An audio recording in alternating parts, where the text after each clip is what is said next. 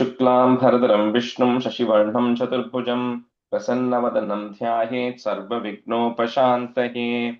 ॐ सहना भवतु सहनौ भुनक्तु सह वीर्यं करवावहै तेजस्विनावधीतमस्तु मा विद्विषावहै।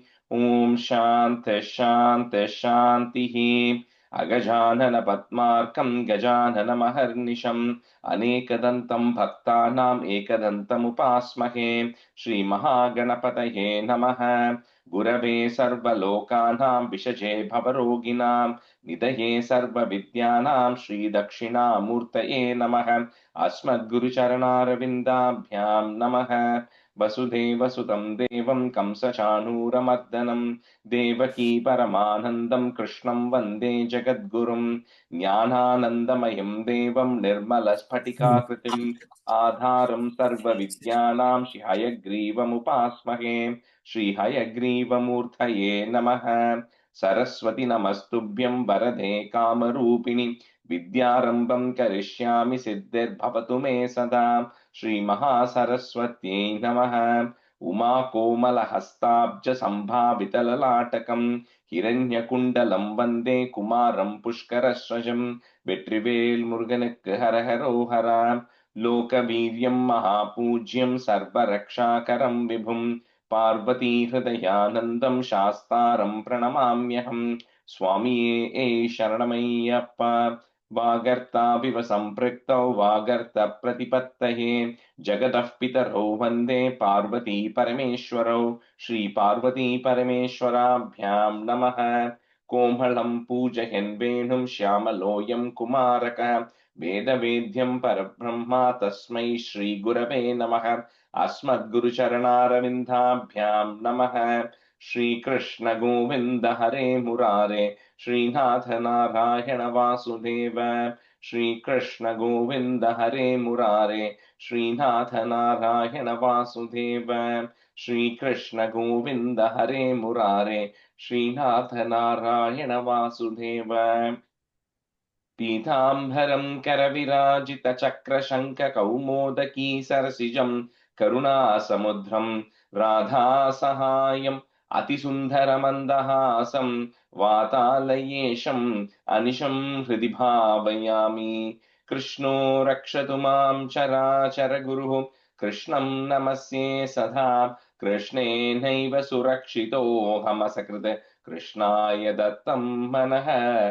कृष्णादेव समुद्भवो मम विभो कृष्णस्य दासोऽस्म्यहम्। कृष्णे भक्तिरचञ्चलास्तु भगवन् हे कृष्ण तुभ्यं नमः। श्रीगुरुवायूरप्पा शरणं नम्राणां सन्निधत्ते सततमपि पुरस्तैरणभ्यर्थितानपि अर्थान् कामानजस्रं वितरति परमानन्दसान्द्रां गतिं च। इत्थं निःशेषलभ्यो निरवधिकफलः पारिजातो हरे त्वं क्षुद्रं तं शक्रवाटी ध्रुममभिलषति व्यर्थमर्त्यव्रजोऽयम्। श्रीगुरुवायूरप्पा शरणं श्रीभट्टपादम् अनिशं हृदि भावयामि। वंशीविभूषितकरात् नवनीरदाभात् पीताम्बरात् अरुणबिम्बफलाधरोष्टात् पूर्णेन्दुसुन्दरमुखात् अरविन्दनेत्रात् कृष्णात् परं किमपि तत्त्वमहं न जाने। കൈരണ്ടും കുപ്പി ഞാൻ വീണ്ടുമീറക്കുന്നു നീരജലോചന നിന്നോടായി. ഏതീനു മന്യനെ കുമ്പിടേണ്ടാത്തോരു രീതിയിൽ നീ എന്നെ പാലിക്കെന്നായി. കൃഷ്ണ ഹരേ ജയ കൃഷ്ണ ഹരേ ജയ കൃഷ്ണ ഹരേ ജയ കൃഷ്ണ ഹരേ. Good morning, everyone. Welcome to the class. Okay, all right, we'll start the review of 53 and 54 and then we'll go to 55 today. So, Harini, happy of the day, Rajesh. Hello. Hare Krishna. Thanks. Harini, you can do 53. Maybe Lakshmi Yadavaliji, you can do 54. Yeah, go ahead. Shri कृष्णाय परब्रह्मणे नमः। Dashakam 53 Dhenukasura Vadha Varnanam. Atitya balyam jagatam patetvam upetya paugandavayo manognam upekshavatsavanamutsaven pravartata go ganapalanayam upakramam masyanuggunaiva seyam marutpuradhishatava pravrittihi gotra paritrana kriter vatirnaha Tadeva devarabhatastadayat. In the first word, upakramasyanugunaiva. Upakramasyanugunaiva seyam. Yeah, krama, no a sound there. Upakramasyanu. Upakramasyanugunaiva seyam. Yeah. Kadapi ramena samam vanante vanashriyam viksha charan sukhena Sridhamanamna swayakhasya vacha modadagadhenukakananam tvam Third line, swasakhasya. The word. Swasakhasya vacha उत्तालताली निवहेत्वदुक्त्या बलेन धूते तबलेन दोर्भ्यां मृदुः करश्चाभ्यपतत् पुरस्तात् फलोत्करो धेनुकदानवोऽपि समुद्यते धेनुकपालनेऽहं कथं वधं धैनुकमद्य कुर्वे इतीव मत्वा ध्रुवमग्रजेन सुरौघयोद्धारमजीगनस्त्वं First word, samudyato. You said समुद्यतो धेनुकपालनेऽहम् तदीयभृत्यानपि जम्बुकत्वेनोपागतानग्रजसंयुतस्त्वं जम्बूफलानीव तदा निरास्तः तालेषु खेलन् भगवन्निरास्तः विनिध्यति त्वय्यत जम्बुकौघं सनामकत्वाद्वरुणस्तदानीं भयाकुलो जम्बुकनामधेयं श्रुतिप्रसिद्धं व्यधितेति मन्ये तवावतारस्य फलं मुरारे सञ्जातमध्येति सुरैर्नुतस्त्वं सत्यं फलं जातमिहेतिहासि बालैः समं तालफलन्यभुङ्क्ताः मधुद्रवसृन्ति बृहन्ति तानि फलानि मेदो भरभृन्ति भुक्त्वा तृप्तैश्च दृप्तैर्भवनं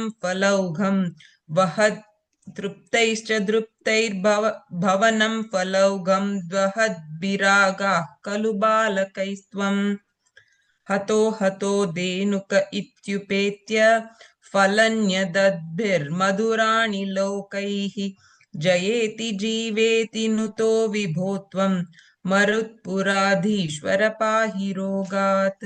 श्रीकृष्णाय परब्रह्मणे नमः. श्रीकृष्णाय परब्रह्मणे नमः.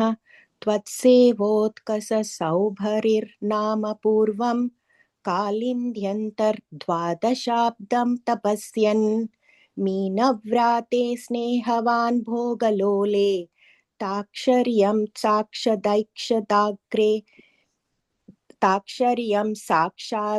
दैक्षताग्रे कदाचित्.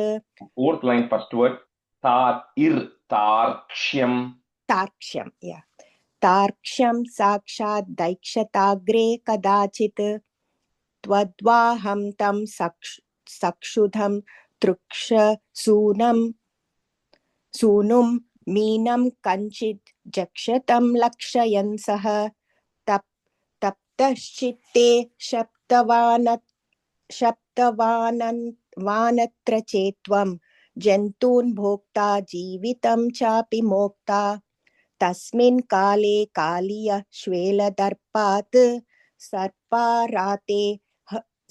सर्पाराते कल्पितं भागमश्रन् तेन क्रोधात् त्वत्पदाम्भोजभाजा तद्दुरापयोगात्. Lakshmi, the first line, Kaliyaha, that Visarga has to be said. So, Kale, Kaliyaha, Shvela Darpat. Okay. Tasmin kale kaliya Kaliyaha. श्वेलदर्पात् सर्पाराते कल्पितं भागमश्नन् तेन क्रोधात् त्वत्पदाम्भोजभाजा पक्षक्षिप्तस्तद्दुरापम्पयोगात् घोरे तस्मिन् सूरजानीरवासे तीरे विक्षताः श्वेलवेगात्. Same thing there. Vikshataha, Shvela Vegat. विक्षता, oh, visarga is there. तीरे वृक्षा विक्षताः श्वेलवेगात् पक्षिव्राताः पेतुरभ्रे पतन्तः कारुण्यार्द्रं त्वन्मनस्तेन जातं काले तस्मिन् नेकदा सीरपाणिं मुक्त्वा याते यामुनं काननान्तम् त्वय्युद्धामग्रीमभीष्मोष्मत्तप्ता Gopala व्यापिबन् श्वेलतोयम्. Third line, just the middle word, Grishma, ish is there. Grishma, Bhishmoshmatapta. Okay. नश्य जीवान् विच्युतान् श्मातलेतान् विश्वान् पश्यन् नच्युतत्वं द्रयाद्रः पश्योपान्तं जीवयामास्तितद्राक पीयूषाम्भो वर्षिभिः श्रीकटाक्षैः. Third line, first word, Prapyopantam, that word. Okay. प्राप्योपान्तं जीवयामास्तितद्राक. Okay. किं जातो हर्षवर्षातिरेकः सर्वाङ्गेष्वित्युत्थिता गोपसङ्गाः दृष्ट्वाग्रे त्वां त्वत्कृतं तद्विदन्तः त्वामालिङ्गन् दृष्टनानाप्रभावाः गावश्चैवं लब्धजीवाक्षणेन स्पीतानन्दास्त्वां च दृष्ट्वा पुरस्तात् द्रागाववृस् सर्वतो हर्षभाष्पं व्यामुञ्च्यन्त्यो मन्दमुद्यन्नादाः. That again, the first line, because that. Sorry. No, go ahead. Mandamudhyan Ninadaha. नादाः. Yeah. And the first line also, right? Because that Visarga is coming before that Ksha, you have to say that Visarga. Labda Jivaha Kshanena. Okay. गावश्चैवं लब्धजीवाः क्षणेन रोमाञ्चोऽयं सर्वतो नः शरीरे भूयस्यन्तः काचिदानन्दमूर्च्छा आश्चर्योऽयं श्वेलवेगो मुकुन्दे युक्तो गोपैर्नन्दितो वन्दितो भूः. एवं भक्तान् मुक्तजीवानपि त्वं मुक्तापाङ्गैरस्तरोगांस्तनोषि तादृग्भूतस्फीतकारुण्यभूमा रोगात् पाया वायुगेहाधिनाथ. श्रीकृष्णाय परब्रह्मणे नमः. Okay. All right. We'll jump to 55, which is Kaliya Mardana Varnanam. So this one follows for those of you who know, Totakashtakam. Totaka, Chandas is the Totaka. So I generally, I'm not good in singing, so I never can do justice. So Minu, I'm going to make you a student today because you at least will be able to do justice to the tune there. And Shubha, Hari, you can be a student. Minu, you're there today, yeah? I see you're on, but... Yes, okay. Thank you. Stanza 1. अथवारिणि घोरतरं फणिनं प्रतिवारयितुं कृतधीर्भगवन् द्रुतमारिततीरगणीपतरुं विषमारुतशोषितपर्णचयम्. So we saw in the previous Dasakam, the reason for Kaliya coming. We saw this Saubhari Rishi, right? How he was meditating underwater, and then how the Kaliya and Garuda was troubling, came and grabbed a fish. Then Garuda had to go to Ramanaka, right? Fiji, and then there was Kaliya. Then Kaliya ended up coming into the water body right next to Yamuna, and how everything was drying up in that area, right? And then the boys and the cows ended up sipping some water, and then they fell. Then Krishna then recovered them. So all of that happened in the previous one. And so Krishna is deciding that time has now come, for to drive Kaliya out of here, so that people can come and start, and people are not dying, and all these fishes and all the birds are not dying because of the poison. So you, Krishna, climb on to a tree. So there is one tree which is overlooking that water body, Kadamba tree. That's kind of a fruit or a flower that actually grows there. So you climb on to the tree. The tree doesn't have any leaves anyways, because the tree is looking over the water body. Because of the poisonous fumes coming from there, the leaves had all withered down. So it was kind of like an empty, barren tree. So you're climbing onto the tree to get into the water. Atha Barini Ghorataram Paninam, put a plus, Prativarayitum Kritadhir Bhagavan Drutam Arita Thiraga Nipa Tarum, put a plus, Bisha Maruta Shoshita Parna Chayam. So this is pretty much the first and second line. Third and fourth line will be together for the whole thing. Athamari Nighorataram Paninam Prativarayitum Kritadhir Bhagavan Drutamaritatiranipatarum Vishamaruta Shoshita Parnachayam. Adavarini ghorataram paninam prativarayitum krutadir bhagavan Drutamaritadiragani vishamaruta shoshita parnachayam. Adhavarina ghorataram paninam prativarayitum krutadir bhagavan Drutamaritadiragani vishamaruta shoshita parnachayam. Atavarini ghorataram paninam prativarayitum kritadhir bhagavan Drutamaritatiragani vishamaruta soshita parnachayam.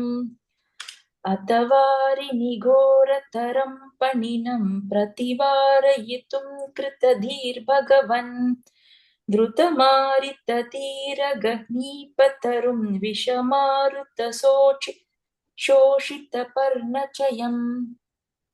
That's a two.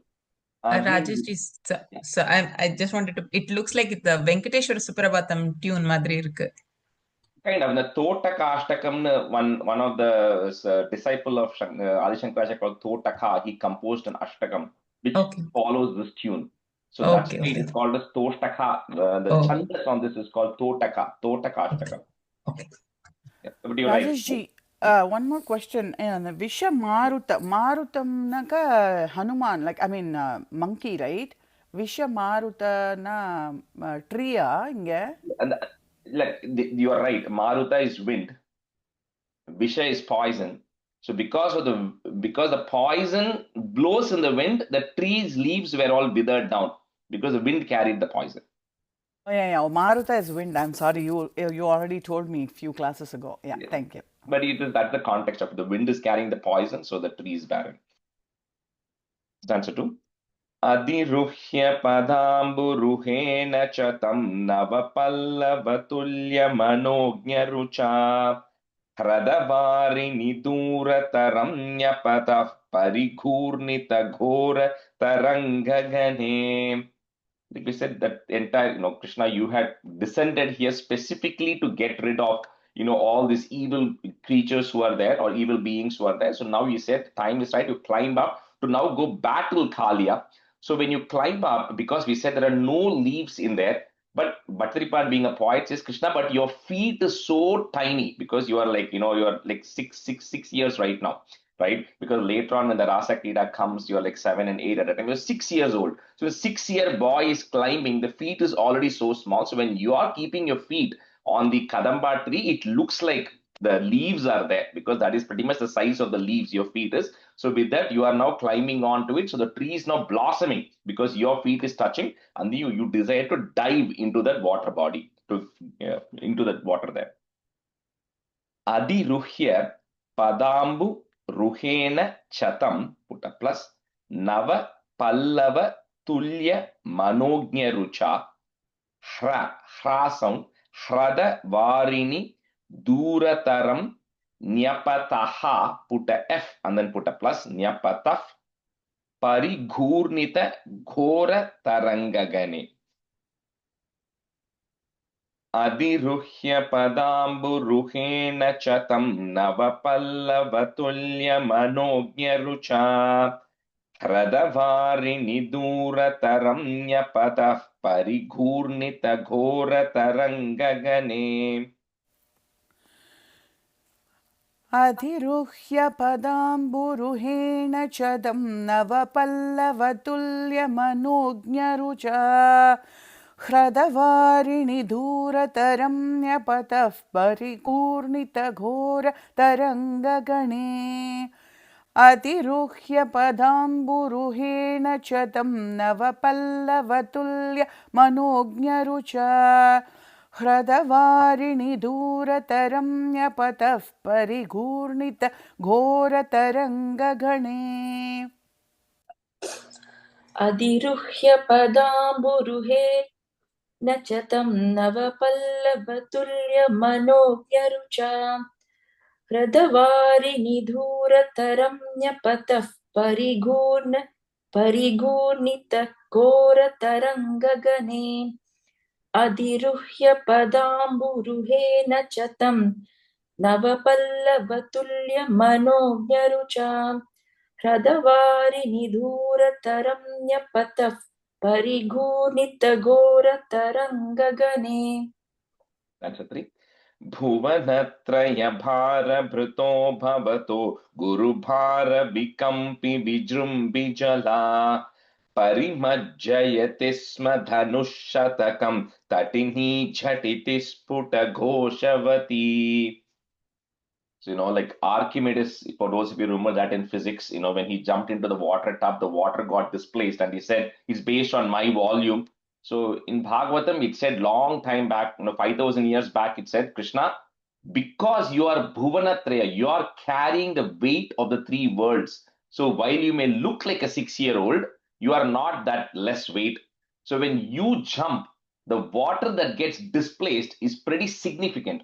Right? It's not, not like a small 6-year-old boy. So it's equivalent to your weight, which of course, Bhuvanatraya is heavy, but in this case, they're saying because you jump, you displace the water, which actually a lot of water got out of that water body. And here, just like a exaggeration, like poetic exaggeration, he says up to 100 bow lengths. So because typically it's measured by length of a bow instead of like feet. So which is multiple feet. So just Bhattaripadi is saying so much water got displaced when you jumped in, right? And says up to 100 bow length of water got displaced because you are so heavy, Krishna. And when that water got displaced or the noise gets created, all the snakes and all the other snakes which live with Kalia, they somehow come to know that somebody is coming to disturb my environment. So they all now get ready to find out who that is.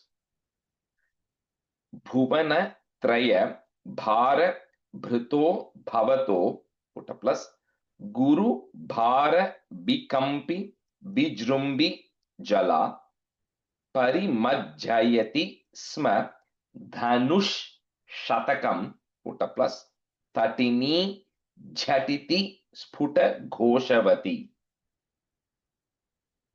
भुवनत्रयभारभृतो भवतो गुरुभारविकम्पि विजृम्भिजला परिमज्जयति स्म धनुःशतकं तटिनी झटिति स्फुटघोषवती. भुवनत्रयभारभृतो भवतो गुरुभारविगम्बि विजृम्भिजला परिमज्जयति स्म धनुःशतकं तटिनी झटिति sorry, tadini jatiti sputakoshavati bhuvanatra bhara brito bhavato guru bhara vikambi vijrumbi jala parimajjayati sma dhanushatakam tadini jatiti sputakoshavati. भुवनत्रयभारभृतो भवतो गुरुभारविकम्पि वृजम्बि चला परिमार्जयतीष्म धनुःषटकम् तटिनी झटिति स्फुटघोषवती. And the Shubha, and the second line, Vijrumbi, and the word Vijrumbi, and then I think fourth line, I think 30, I'll correct it. I think something was different when you said that. But, Okay. right. भुवनत्रयभारभृतो भवतो गुरुभारविकम्पि वृजम्बि जला Vijrumbi jala. वृजम्बि जला परिमज्जयतीष्म धनुःषटकम् तटिनी झटिति स्फुटघोषवती. And just another word again, that the R sound is coming on that ja letter, okay? So Vijrumbi jala. Vrijimbi jala, okay. And so forth. Athantikshu vidikshu parikshu bita bhramito daravari ninada bharaihi udakad udagad uragadi patis twadupanta mashanta rushandhamanaha. So Krishna jumps in here. Now he's trying to take control because this Kaliya thinks that water body is his house. So when Krishna is jumping in, he's trying to take possession of it. So he's slashing the water in all directions. So that sends the ripples out in every direction. And now, which is that triggers all these snakes to say that, somebody has come to my territory to come and occupy it. And that triggers Kaliya even more because it's creating more waves. So he gets extremely blinded, where is it? Rushandhamanaha. Andham means blinded. So blinded with anger, Kaliya is coming out to see who is the one who is trying to trespass into my water territory, and he's coming to eat that person who is there. Atha dikshu bidikshu parikshubita, put a plus, bhramitodara bari ninada bharaihi udakad udagad. So first is a ka sound, udakad, then udagad, uragadipati, and then put a plus. Then you will have a is in the next line, because most of it is in Sanskrit, so that is will get joined with the third line. So udagadipatis twadupantam ashanta rushandhamanaha.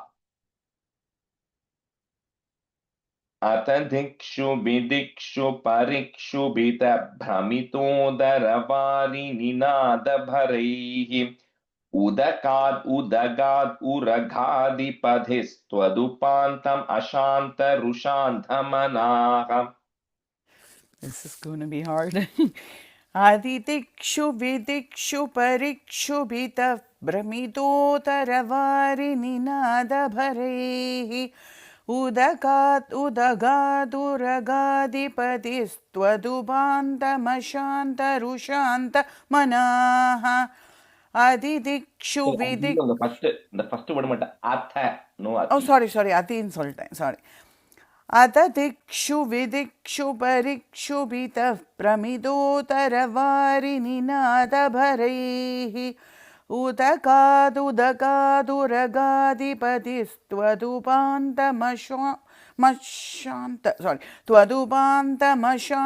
rushanta manaha.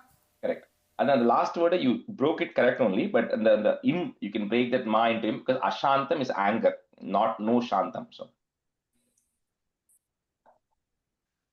Atadikshu vidikshu parikshu bita भ्रमितो धरवारि Ninad बरैहि उदकाद उदघात उरघाधिपतिस्त्वदुपान्तमशान्तरुषान्दमनाः.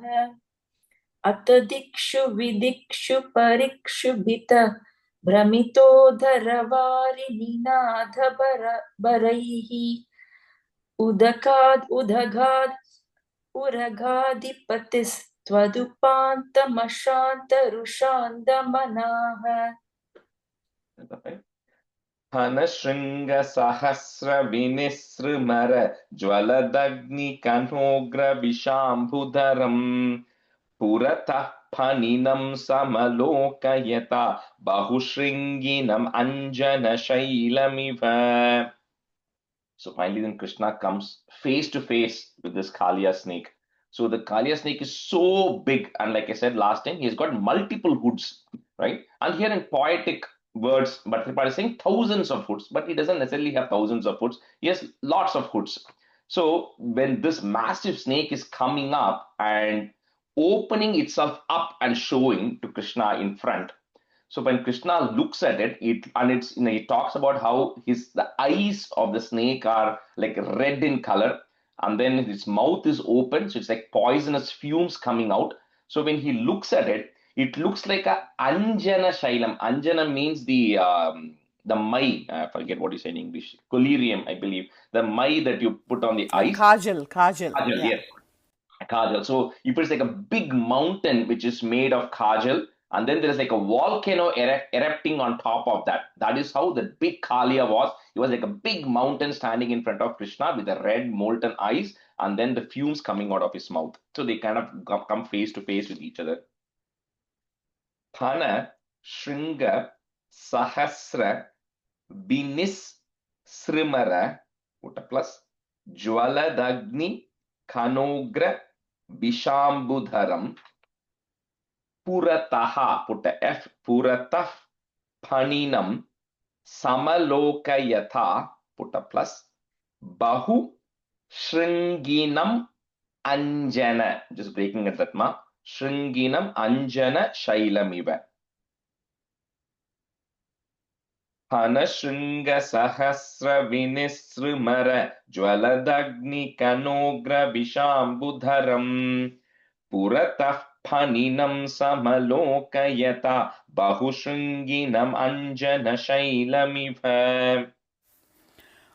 पर्णशृङ्गसहस्रविनिश्रुमर ज्वलदग्निगणोग्रविशाम्बुधरम् पुरदः पणिनं समलोकयता बहुशृङ्गिणम् अञ्जनशैलमिव पर्णशृङ्गसहस्रविनिश्रुमर ज्वलदग्निगणोग्रविशाम्बुधरम् पुरदः पणिनं समलोकयता बहुशृङ्गिणम् अञ्जनशैलमिव. From the last line, Shringinam, im sound, okay there. Yeah, I said Shringanam, sorry. Yeah. Shringinam Anjana, yeah.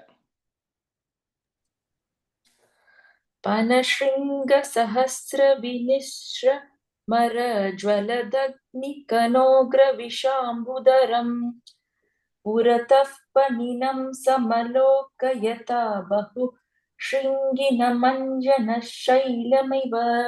Same thing, Shubha, Shringinam Anjana Shailamiva. बहुशृङ्गिनम् अञ्जनशैलमिव पानशृङ्गसहस्रविनिश्रमर ज्वलदग्निकनोग्रविशाम्बुधरम् पुरतः पणिनं समलोकयता बहु शृङ्गिनम् अञ्जनशैलमिव. That's a 6. Jwaladakshi Pariksharaduggrabisha Shwasanoshma Bharasa Maha Bhujagha Paridashya Bhavantamananta Balam Samaveshta Yadasputa Cheshta Maho.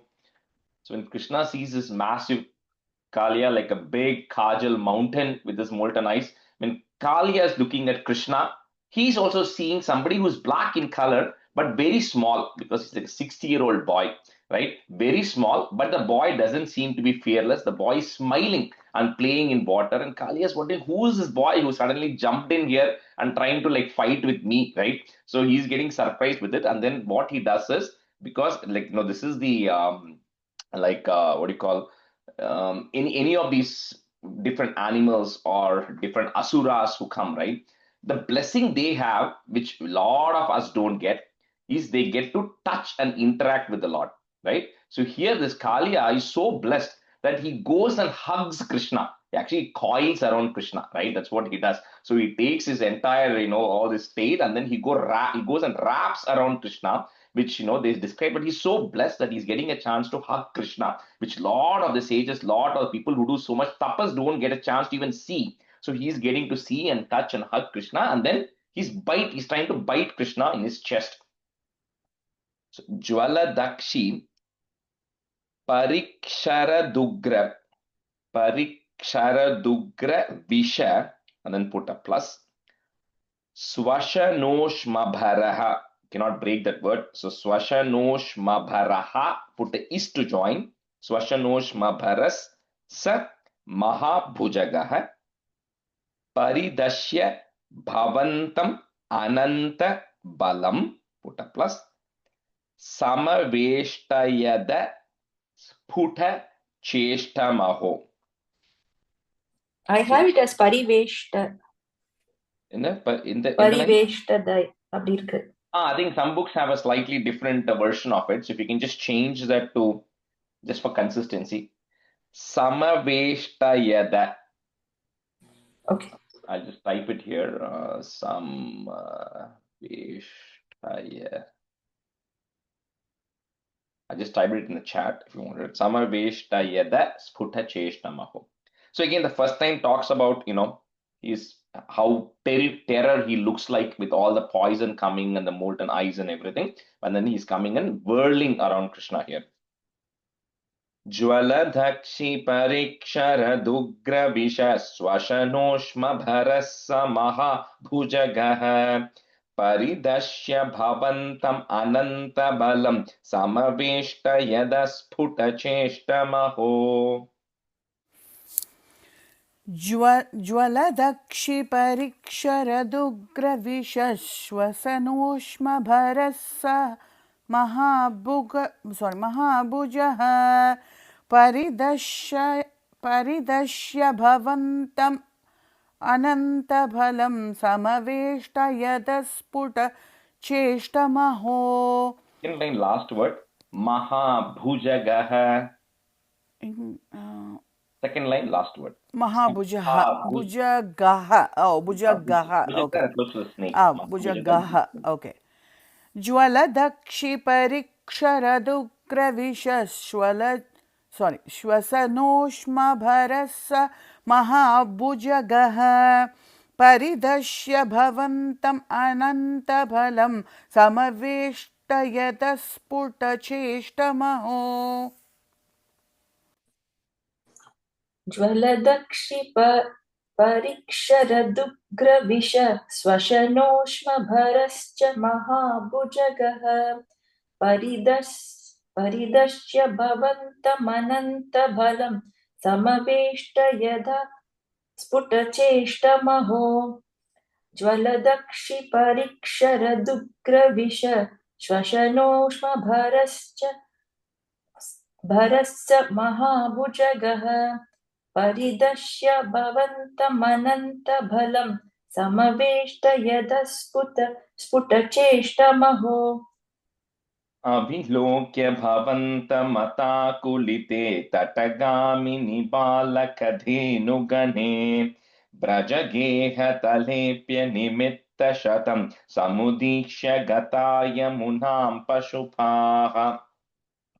So of course, when imagine like your best friend, you're going like all these cowherd boys are there, these cows are there, you're going with your best friend, and a big Kalia like snake comes and wraps around your best friend. So we are all going to feel very like distressed with it, which is what is happening. All these boys are seeing that this Kalia snake has wrapped Krishna. They know they can't do anything about it. They know they are helpless. So they are actually feeling very worried. It talks about how the cows are also emitting the moo sound and they are getting worried because they think Krishna is really in trouble this time. He's not going to be able to get out. In parallel, somehow, I don't know if somebody went and told, or it says here some bad omens were showing up. And somehow the people in Vrindavan felt like something is going wrong today.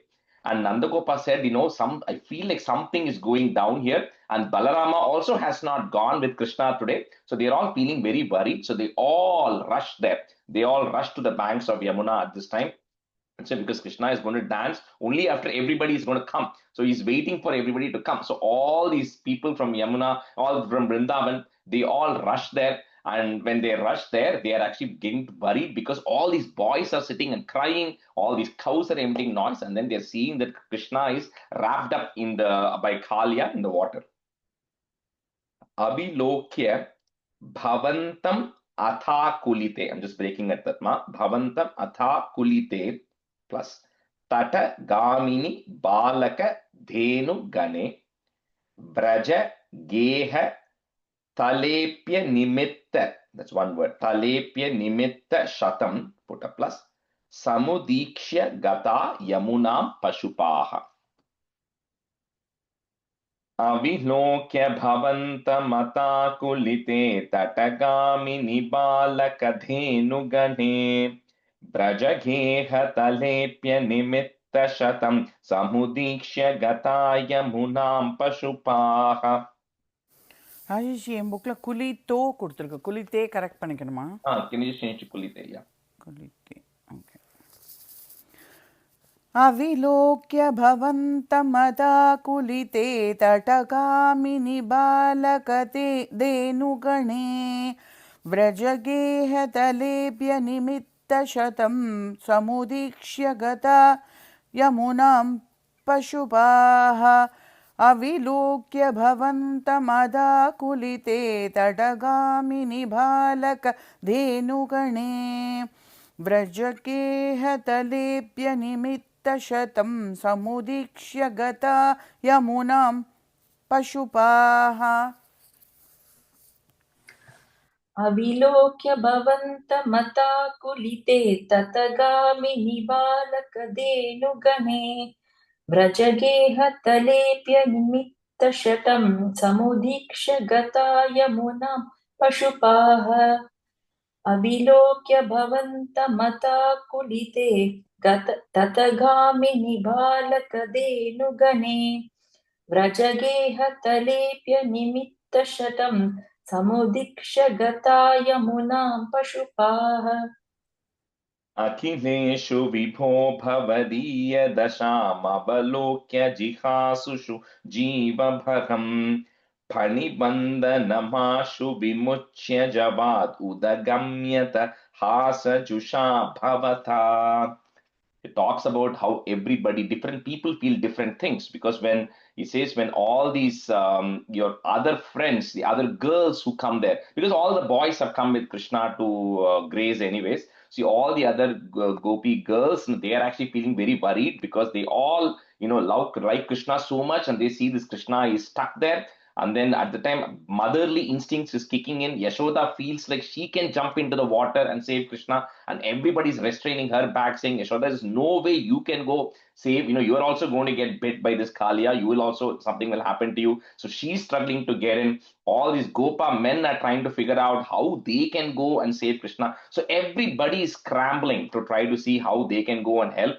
And Balarama is the only one who's staying calm. He's telling Nandagopa, don't worry, Krishna will survive. He'll be able to get out of this. But none of them have that confidence. So Krishna, you are playing with Kaliya at this time, right? Kaliya is wrapped around you, and then he's trying to bite you, and you're, smiling and playing. At that time, you decide, when the point comes where you're worried that some of these members are going to jump into the water to save you, to even give their lives to save you, you decide the time has come to get out of this, right? So you then then Krishna then gets out of the coils of Kaliya, and then they both look at each other face to face, because Kaliya is saying, how did this guy escape from my coil? And then Krishna is the smiling face is looking at Kaliya, and Kaliya is getting very angry right now. Akhileshu vibho bhavadiya dasham. So the ma from the next line, you can put a im to the end of this line and put a plus. Dasham avalokya jihasushu jivabharam phani banda namashu vimuchya javat. So the du that is there in the next line, we're just going to put a it at the end of the third line and then put a plus. Javat plus उदगम्यत हासजुषा भवता अखिलेषु विभो भवदीय दशामवलोक्य जिहासुषु जीवभरम् फणिबन्धनमाशु विमुच्य जवाद् उदगम्यत हासजुषा भवता अखिलेषु विभो भवदीयदशामवलोक्य जिहासुषु जीवभरम् पणिबन्धनमाशु विमुच्य जवादुदगम्यत हासजुषा भवता अखिलेषु विभो भवदीयदशाम् अवलोक्य जिहासुषु जीवभरम् पणिबन्धनमाशु विमुच्य जवाद् उदगम्यत हासजुषा भवता अखिलेषु विभो भवदीयदशाम् अवलोक्य जिहाशुषु जीवभरम् पणिबन्धनमाशु विमुच्य जवात् उदगम्यत हासजुषा भवता अखिलेषु विभो भवदीयदशाम् अवलोक्य जिहाशुषु जीवभरम् पणिबन्धनमाशु विमुच्य जवात् उदगम्यत हासजुषा भवता. On the second line, jihasushu and hasajusha, the letter is a sa, but ninga chollumbodhu I'm hearing a sha sound there. Okay. Hasajusha. Hasajusha. Hasajusha. Okay. It's a sa. Okay. All right. Hasajusha. That's a nine. Adiruhya tatah phanirajaphanana nrute bhavata mridupadarucha Kalashinjitanupuramanjumilat Karakankana Sankula Sankwanitam. So then, because Krishna then gets out, then he starts like circling around Kalia because he has to get on top of Kalia, right? Now he's a massive snake. So when right now with his hoods, when he's standing straight, Krishna cannot get on top. So what he does is he starts circling, then Kalia will bend down and start chasing Krishna around. So Krishna does that for a few times till Kalia gets tired. And then when the time is right, when his head is lowered, then Krishna then jumps on top of Kalia's head right now. And then Krishna, who of course you are not only an expert in playing flute, Krishna, you're also an expert dancer. So you're going to show everybody how well you can dance as well. So you then jump on top of Kalia's heads and then you begin your dance. The dance is going to come in Dasakam 56 only, but you begin your dance, and when you're dancing, you begin to move such that Nupuram is referring to the anklets, the kolusu. So the anklets that you are wearing, and then the bangles that you are wearing, and the steps you take, they all look very coordinated. Like, it's all like, so when you're kind of dancing, the movements are very coordinated. And with that, you then begin your dance on Kalia. Adiruhya tataha, put a F, tatah, phani, raja, phanan, put a plus, nanrute, bhavata, mrudu, pada, rucha, kalashinjita, nupura, manju, milat, put a, the it you can, if you have it in the fourth line, you can move it to the third line, milat, put a plus, kara, kankana, sankula, sankwanitam. Adiruhya tatah phanirajaphanananrute bhavatамрдупадаруcha kalashinjitanupuramanjumilat karakankana sankula sankwanitam. अधिरुह्य ततः पणिराजपणान्ननृते भवता मृदुपादरुचा कलशिञ्चितनूपुरमञ्जुमिलत्करकङ्कणसङ्कुलसङ्वणितम् अधिरुह्य ततः पणिराजपणान्ननृते भवता मृदुपादरुचा कलशिञ्चितनूपुरमञ्जुमिलत्करकङ्कणसङ्कुलसङ्वणितम् अधिरुह्य ततः पणिराजपनान् ननुते भवता मृदुपादरुचा कलसिञ्चितनूपुरमञ्जुमिलत् करकङ्कणसङ्कुलसङ्क्वलितम् अधिरुह्य ततः पनिराजपनान् नृते भवता मृदुपादरुचा कलसिञ्चितनूपुरमञ्जुमिलत् करकङ्कणसङ्कुलसङ्क्वलितम् जहृषुः पशुपास्तु तुषुर्मुनयो बभृशुः कुसुमानि सुरेन्द्रगणाः त्वयि नृत्यति मारुतगेहपते परिपाहि समां त्वमधान्तगधात्. So who will not want to see Krishna dance? So when everybody finds out that Krishna is about to dance, so it says all the demigods, the Gandharvas, everybody assemble up, and they all try to then begin to witness your dance, Guruvayurappa. So the one, with this way, you then start dancing. Guruvayurappa, you start your dance on Kaliya at this time, and then please eradicate all of my ailments also. Jahrushuhu, put a F, Jahrushuf, Pashupas, Tutushur Munayo, plus Vabrushuhu, put a ich, Vabrushuh, Kusumani Surendra Ganaha, Twai Nrityati Maruta Gehapate, plus Paripahi Samam Twamadanta Gadat.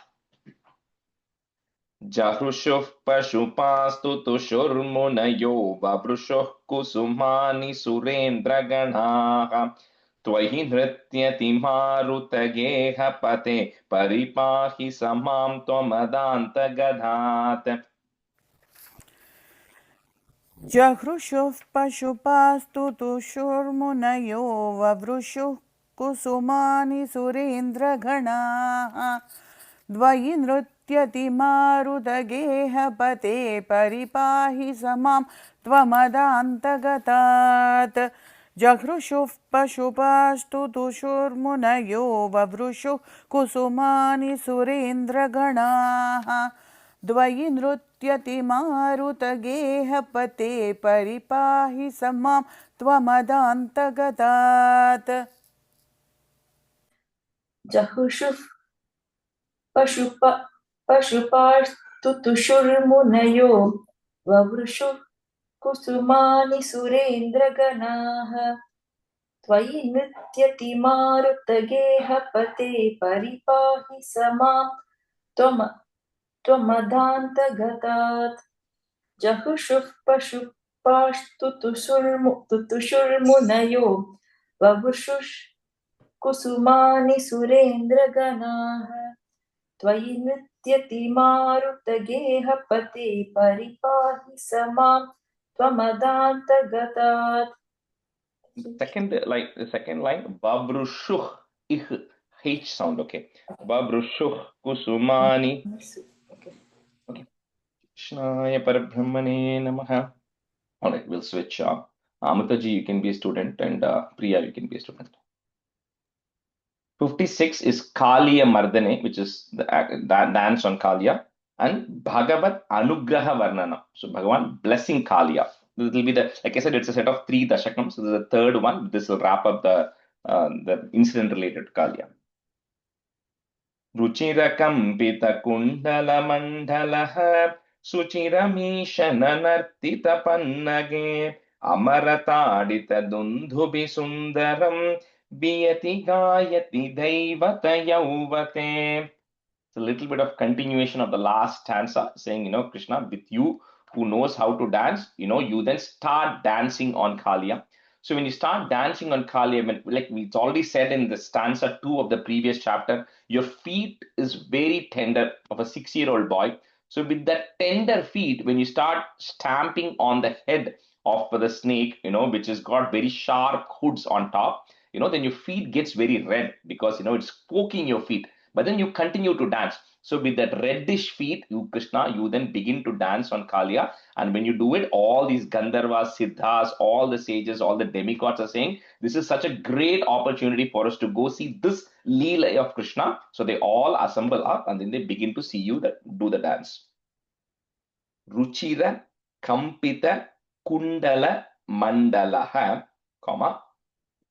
Kundala Mandala means your earrings that you are having are also beginning to shake when you're doing the dance there. Suchira Misha Nanartita Pannage Amara Tadita Dundubhi Sundaram, Biyati Gayati Daivata Yauvate. Ruchirakamпита Kundala Mandalaha Suchiramisha Nanartita Pannage Amaratadita Dundubhi Sundaram Biyati Gayati Daivata Yauvate. रुचिरकम्पितकुण्डलमण्डलः सुचिरमीशननर्तितपन्नके अमरताडिततुन्दुभिसुन्दरं वियदिकायदि दैवतयौवते रुचिरकम्पितकुण्डलमण्डलः सुचिरमीशननर्तितपन्नके अमरताडिततुन्दुभिसुन्दरं वियदिकायदि दैवतयौवते. Rajeshri, I have in my book Amara Tadita. Just no Tadita. No, Okay, no thanks. R sound there, yeah. रुचिरकम्पितकुण्डलमण्डलः सुचिरमीशननर्तितपन्नगे अमरताडितदुन्दुभिसुन्दरं वियति गायति दैवतयौवते रुचिरकम्पितकुण्डलमण्डलः सुचिरमीशननर्तितपन्नगे अमरताडितदुन्दुभिसुन्दरं वियति गायति दैवतयौवते. Yeah, the Dundubi refers to drums. So it says, when somebody is a great dancer, and they are beginning to dance, then you will want to provide accompaniments, right? So Krishna is dancing here. He's taking his steps beautifully. His earrings are quivering, as he's moving. The anklets he's having, he's making noise as well. His bangles are moving. So that's why it says the gods say this is a great opportunity for us to come and provide some music for Krishna to dance as well, because he's dancing. So we'll come and do the music. Stanza 2. Namati yadhyatamushya shiro hare parivihaya tadunnatamunnatam parimathan padapankaruha chiram vyaharatah karatala manoharam. This is the main portion of the dance. So the way Krishna is dancing on Kaliya, like we said, Kaliya has got multiple hoods. And but if the hood is bent, then you can't keep your foot on it. So anytime a hood raises up to see, which when you are looking up, it means pride, right? So anytime Kaliya's hood is raising up, Krishna used to keep your foot on that hood. So with that, you are dancing because the idea was to eliminate any pride that Kaliya actually had. And Krishna wants Kaliya to surrender to him. So at this time, Kaliya thinks, who are you jumping into my water? And then who are you to dance on me? So every time he's lifting his head, every time he's swelling with pride, then Krishna is putting his foot on his head. And then that's making Kaliya bring his foot down. But he has not yet realized. So he keeps bringing multiple of his hoods up all the time. And Krishna, you keep dancing. And you keep, you also create your own music by clapping your hands. It says, Karatala Manoharam. Karam is hand. Talam is talam. So you then very beautifully, Krishna, you're clapping your hands and then you're jumping across the hoods and then you're actually dancing on Kaliya's head. For a long time, it says for a long time you're dancing as if it's a play to you. Namati yadhyada mushya shiro hare, parivihaya tadunnatam unnatam. Just breaking at that ma. Tadunnatam unnatam. Parimathan pada pankaruha chiram, vyaharataha, put a ich, vyaharatah karatala manoharam. Namati yadhyada mushya shiro hare parivihaya tadunnatamunnatam parimathan pada pankaruha chiram vyaharatah karatala manoharam. नमदीयत्यदमुष्य शिरोहरे परिविहाय तदुन् उन्नतं परिमतन् पदपङ्गरुहाचिरं व्यहरता करतलमनोहरं नमदि Vyaharatah sound. Vyaharatah व्यहरता karatala. व्यहरता करतालमनोहरं नमदि यदमुष्यशिरोहरे परिविहाय तदुन्नत उन्नतं परिमतन् पदपङ्गरुहाचिरं व्यहरदः करतालमनोहरम् नमति यद्यदमुष्य शिरोहरे परिविहाय तदुन्नतमुन्नतं परिमथन् पदपङ्करुहाचिरं व्यहरताः करतालमनोहरम् नमति यद्यदमुष्य शिरोहरे परिविहाय तदुन्नतमुन्नतम् परिमतन् पदपङ्करुहाचिरं व्यहरताः करतालमनोहरम् त्वदवभग्नविभुग्नफनागने गलितशोणितशोणितपातसी फणिपताववसीदति सन्नताः तदबलास्तव माधवपादयोः. So with this, when Krishna continues to dance for a really long time, so it's like us also, right? Sometimes we have pride, we don't give up. No matter how many, like setbacks or beatings we get, we continue to think we are great and we don't give up that pride. So Kalia continues that for some time. And at some point, Kalia realizes that I have to surrender to the Supreme Lord. Like how in Gajendra Moksham in 26, the Dashakam, when we saw, when Gajendra offered a stuti, right? No, doesn't mean Gajendra has to speak in Sanskrit. Neither is Kalia going to be speaking in Sanskrit or Tamil or any language, but he can think in his mind, saying to the Supreme Lord, please come and rescue me. I'm completely surrendering myself and I am not going to fight back. So at this time, Kalia is fighting back by trying to raise his hood and trying to fight back. When he realizes it's not possible, he then finally surrenders to the Bhagavan saying, I give up. You please come and bless me, and then I'm surrendering. So at that time, when Kalia then decides to surrender at some point, when he's fully exhausted and he has no other choice, he has no energy left, at that time, he talks about all the other snakes also come there, like Kalia's family. He has multiple female snakes who are there. Everybody also are coming there and they are witnessing and they all think Kalia to be super powerful. And they're seeing that powerful Kalia is giving up right now, right? And then he's in meditating or praying in his mind. Twadava bhagna vibhugna phanagane, galita shonita patasi, Phanipatavavasidati. That word cannot be broken. You have to say the whole word. Phanipatavavasidati sannataha. Is goes away. Put a visarga and comma. Sannataha. Tadabalas tava madhava padayoho. So he then prostrates on your feet in your Madhava's feet, which is in his mind. In his mind, he is surrendering at this time. त्वदवभग्नविभुग्नफनागने गलितशोणितशोणितपातसी फणिपताववसीदति सन्नताः तदबलास्तव माधवपादयोः. त्वदव भग्नविभुग्नपनाकने कलिदशोणिदशोणिदपातसी फणिपदाववसीदति सन्नताः तदपलास्तव Madhava पादयोः.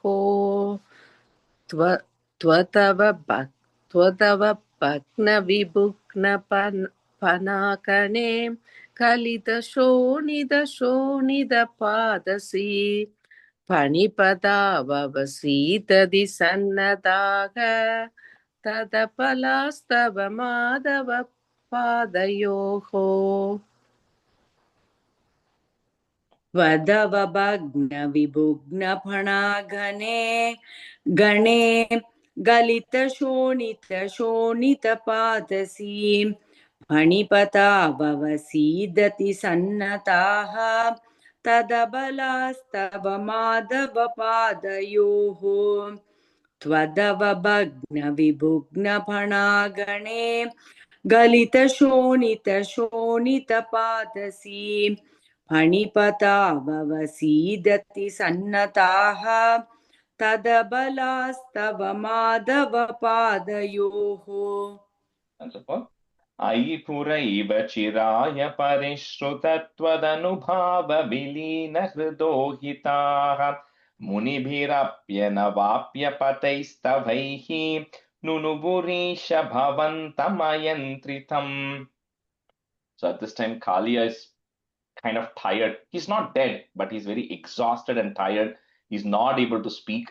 So the wives of Kalia, which are all the other snakes, they do a stuti. And like I said, they don't necessarily have to speak in Sanskrit, although Bhagavatam is written in Sanskrit, but they speak in whatever they're thinking in their mind. So they realize that this is not an ordinary person who is able to jump on Kalia like this, right? So they then surrender saying, you know what, we agree that whatever Kalia did, which is coming and poisoning everything, and so many lives were lost because of Kalia's poison, is not the right thing. And whatever punishment you have meted out to him by dancing on him, by stepping on him, and then damaging his suit is the apt punishment, is the right punishment.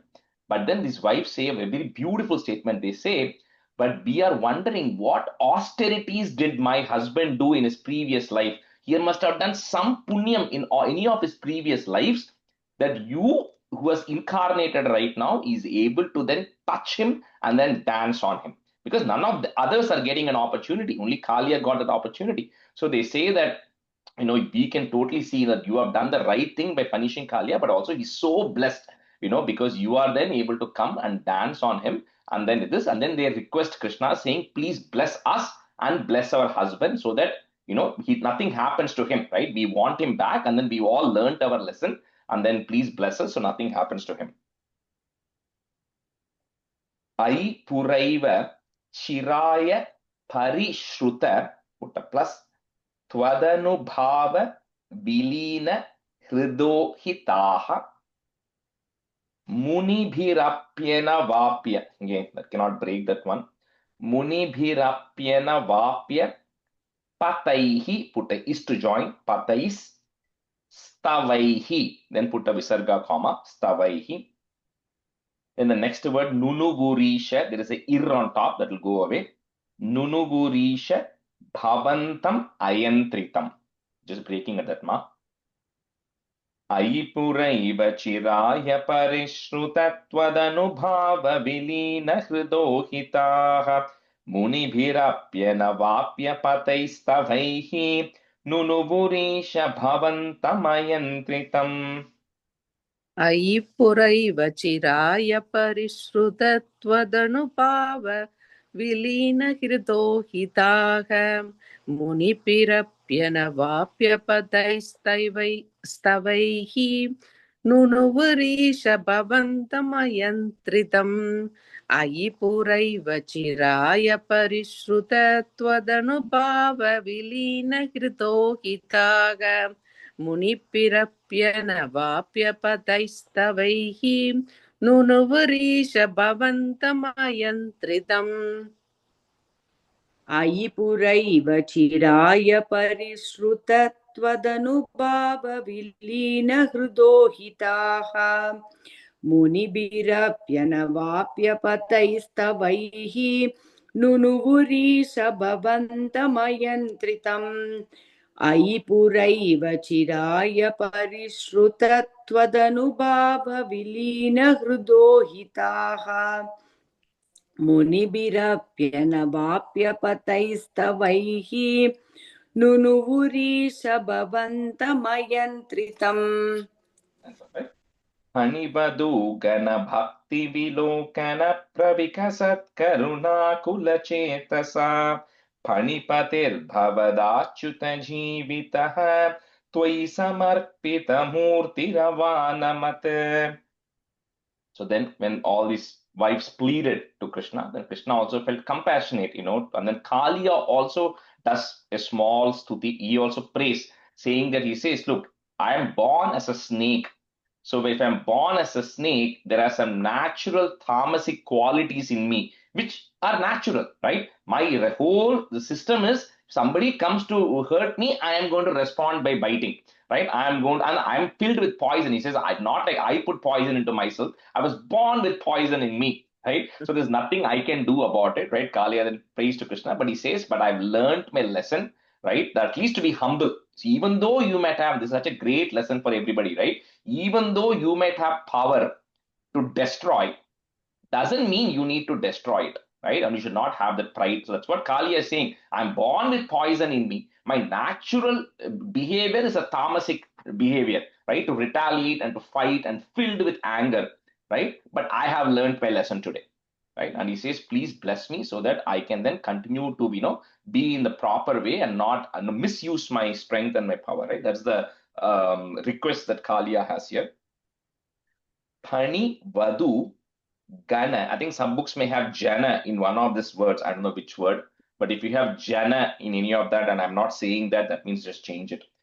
Pani Vadu Gana Bhakti Vilokana. Put a plus. Pravikasat Karunakula Chetasa. So that line is together, those two lines. Pani Patir Bhavadachuta Jivitaha. That is goes away, Visarga, comma. Tvai Samarpita Murtira Vanamat. Phanivadu Gana Bhakti Vilokana Pravikasat Karuna Kula Chetasa Phanipatir Bhavadachyuta Jivitaha Tvai Samarpita Murtira Vanamat. Panivadu kana bhakti vilokana pravikasat karunakula chetasa panipatir bhavatachuda jividaha tvayi samarpida murtiravanamath Panivadu gana bhakti vilokana pravikasat karunakula Chetasa Panipadir Bhavatachuda Jividaha Tvayi Samarpida Murtiravanamath. Panivadu Gana Bhakti Vilokana Pravikasat Karunakula Chetasa Phanipatir Bhavatachuta Jivitaha Tvayi Samarpita Murtiravanamath. Phanivadu Gana Bhakti Vilokana Pravikasat Karunakula Chetasa Panipatir Bhavatachuta Jivitaha Tvayi Samarpita Murtiravanamath. Ramanakam Brajavaridi Madhyakam Phaniripurna Karoti Virodhitam Idi Bhavat Vachananyati Manayan Phanipatir Niragaduragai Samam. So then Bhagavan then tells Kaliya and his family that it's better that you all leave, because this place Vrindavan and the Yamuna river and the water body next is accessed by a lot of humans and accessed by a lot of these animals and everything. So you being here is not the right thing. He says you go back to Ramanaka from where you came, right? However, he says don't worry about anything, because now the prints of my foot are on your head, right? So my padam prints on your head, which means nobody is going to come and do anything to you, right? Kaliya came here because he was afraid of the Garuda, this vultures and eagles coming there to eat him. He says nothing will happen to you anymore. Nobody will touch you anymore. And anyway, Kaliya has learned this lesson. So he says you now can go back to Ramanakam and let this place, be more habitable to humans and everything. And in Bhagavatam, it says very beautifully, Krishna tells Kaliya that whoever remembers this incident of me dancing on you and telling you to go away to Ramanakam will not have any fear of snakes anymore. So if any of you are very afraid of snakes at any point, or something is coming in your dream, just think of Krishna dancing on Kaliya, and then Krishna then having controlling Kaliya, right? And then that will help you overcome those fears as well. Ramanakam Braja Varidhi Madhyakam, comma, Hani Ripur Na Karoti Virodhitam iti bhavat vachananyati manayan. One word, bhavat vachananyati manayan, comma, pani patir niragaduragaihi. If you want to break it, it becomes niragad uragai. But uragaihi, you put a is there. Niragad uragai samam. Ramanakam brajavaridhi madhyagam phanirepurna karoti virodhitam iti bhavat vachananyati manayan phanipatir niragaduragai samam. रमणकं व्रजवारिधिमत्यकं फणिरिपुर्न करोति विरोधिताम् इति भवद्वचनान्यतिमानयन् फणिपतिर्निरगात् पुरगैः समम् रमणकं व्रजवारिधिमत्यकं फणिरिपुर्न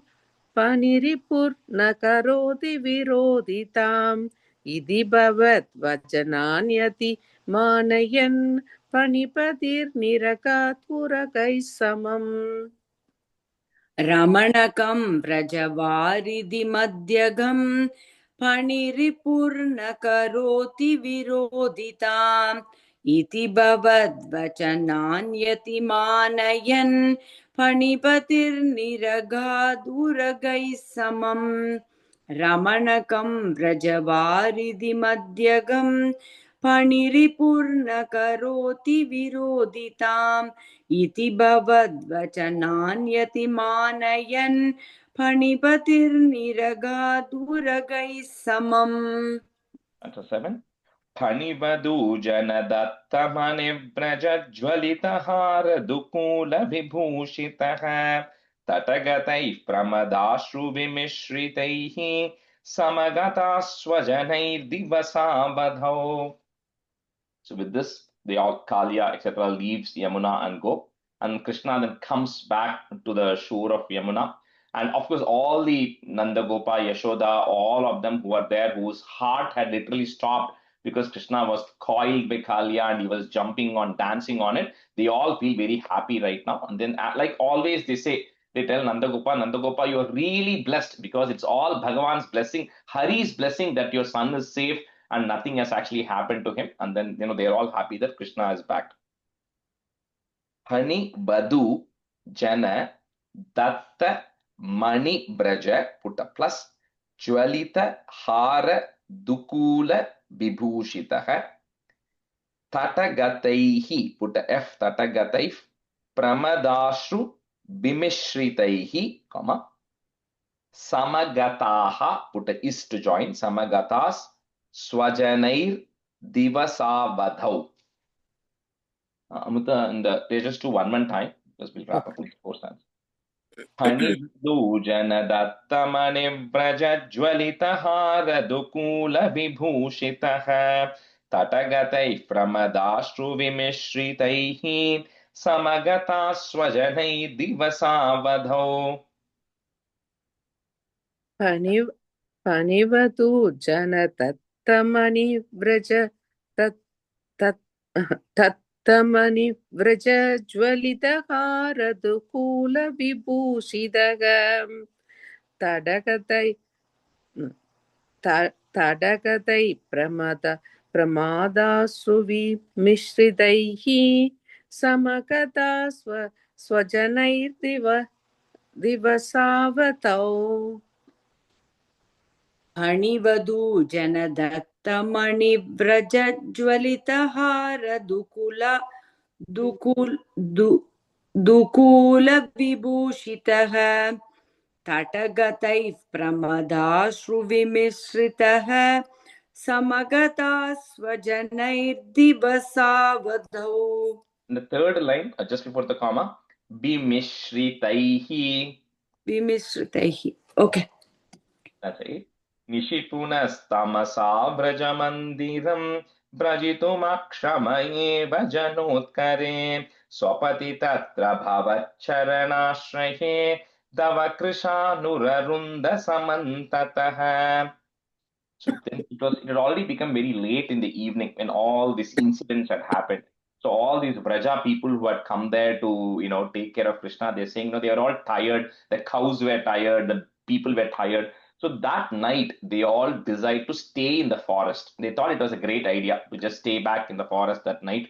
And, it was also very hot, right? Because, it was summertime. That's why they all went and drank water from that water body because it was peak summer at the time. So that summer heat caused a forest fire at that time. So when they were all staying in that place, suddenly a forest fire happened that evening. Nishi punas tamasa vraja mandiram, vrajitum akshama eva janotkare swapati tatra bhavach charanashraye, davakrishanurarundha. Cannot break that word. So davakrishanurarundha samantataha. Nishipunastamasa brajamandiram brajitumakshama eva janotkare swapati tatra bhavaccharanashrahe davakrishanurarundha samantataha. निशिपुनस्तमसा व्रजमन्दिरं वृजतुम् अक्षमयेव जनोत्करे स्वपति तत्र पवच्चरणाश्रये तव कृशानुररुन्धसमन्ततः. Amutaji, the first line after the comma, vrajitum akshama. व्रजितुम् अक्षम एव जनोत्करे. निशिपुनस्तमसा व्रजमन्दिरं व्रजितुमक्षमयेव जनोत्करे स्वपति तत्र भवच्चरणाश्रये दवकृशानुररुन्धसमन्ततः. Stanza 9. प्रबुदितानतपालय पालयेति उदयदार्तरवान् पशुपालकान् अभितुमाशुपपातमहानलं किमिह चित्रमयं खलु ते मुखम्. So of course, when a forest fire suddenly comes at evening, what do these people do? They always have no choice. So they all just rush to Krishna. They all start screaming to saying, "Oh Hari, please save us. Oh Bhagavan, please save us." They tell Krishna, "Please help us out." So at that time, Krishna, what you do is you end up swallowing that fire. Right? That's what it says. You end up swallowing. So the question comes is, how can Krishna swallow fire? So Bhattaripat says there's absolutely no doubt about it. Why? Because if you all know Vishnu Sahasranamam, it says, Bhuvpado yasya navir veda suranilas chandra suryau cha netre karna vasa shirodhyaur mukhamapi dahano yasya vasteyam agnihi abdihi. It says mukhamapi dahano. Your mouth is Agni. So when your mouth is Agni, then you drinking the forest fire is no big deal, Krishna. So it says, so Kimiha Chitramayam, there's nothing to be surprised about it because Khalute Mukam, your mouth itself is Agni, Krishna. So with that, you then get rid of the forest fire. So nothing happens to anybody there. Prabudhi Tanata Palaya Palayeti. So the thya that you have there, or thu, you will have the tyu. We're just going to break it. Palayeti, comma. Next word starts with the u. Udaya dartaravan pashupalakan avitamashu papata mahanalam, comma. Kimiha chitramayam khalu te mukham. Prabudhita palaya palayeti udayadartaravan pashupalakan avitumashu papata mahanalam kimiha chitramayam khalu te mukham. प्रबुदितानतपालय पालयेति उदयतार्तरवान् पशुपालकान् अविदुमाशुपपादमहानलं किमिह चित्रमयं खलु ते मुखम्. प्रबुदितानतपालय पालयेति उदयदार्तरवान् पशुपालकान् अवितुमाशुपपातमहानलं किमिह चित्रमयं खलु ते मुखम्. second. Shikhini varnata eva hi pitata परिलसत् यधुना क्रिययाप्यसौ इति नुतः पशुपैर्मुदितैर्विभो हर हरे दुरितैः सह मे गदान्. Bhattacharya being a poet is playing the word pita. So pita has two meanings. One is pitambaram, we say, right? So pita means yellow in color.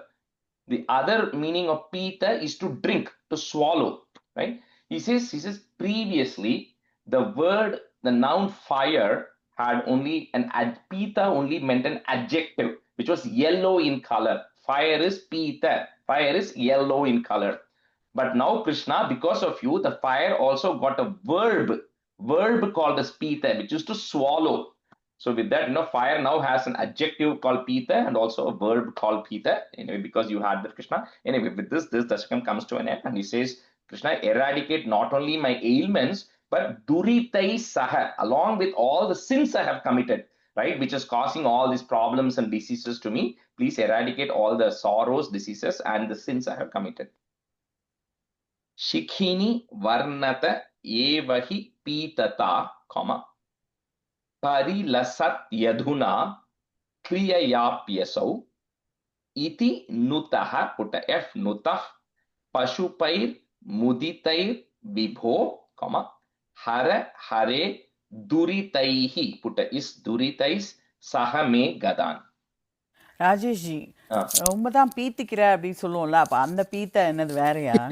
அது Tamil பீத்த, but it is not associated with fire though. This pita is just associated with fire. Shikini varnata eva hi pitata परिलसत् यधुना क्रिययाप्यसौ इति नुतः पशुपैर्मुदितैर्विभो हर हरे दुरितैः सह मे गदान्. You can see 2 times, Amritaji. Okay.